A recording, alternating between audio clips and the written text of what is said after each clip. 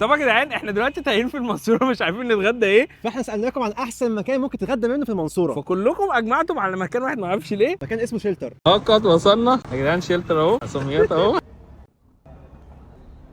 انت مش حاسس ان انت كبرت الموضوع شويه؟ شويه حاجات بسيطه كده، خفيف خفيف. ندخل بقى على الشيلتر رايز. احنا معانا هنا 5 انواع مختلفه، ناشفيل بالسويت تشيلي، تندوري بالجبنه، وده شيش بالبيك تيستي، وده ستريبس بالرانش. انما ده بقى فاهيتا باربيكيو. يلا بينا نخش على التندوري، انا اخش على الناشفيل بالسويت تشيلي دي. بص هي بتبقى عباره عن رز وايه بقى قطع الفراخ وفيها الصوص. انت طبعا ممكن تختار الصوص اللي انت عايزه، ممكن تختار نوع الفراخ اللي انت عايزه يعني في الليسه دي. مولعه.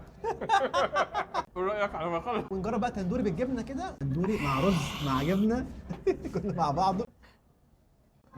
رز حاسس بيه جو مشاوي كده في رز. الفراخ ملحمه، الناشفيل حراق، سويت تشيلي حراق، طعمها حلو بس مولعه. وانا برضو عاجبني جدا طعم التندوري، نوع صوص الجبنه اصلا حلو جدا والرز لطيف، هبدا مبشره. هخش بعد عيني يا ابني يا عيني. ما هي الفراخ بالرانش.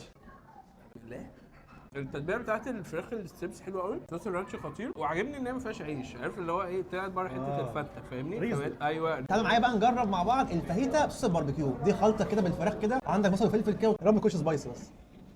دوق بسم الله. حلو قوي. مش عارف ليه حاسس بجو البيتزا، البيتزا بس على رز. واخر واحده بقى معانا في الهيصه دي وهو الشيش بالبيك تيست. حلوه قوي قوي قوي دي. اصلا صوص ريتش قوي.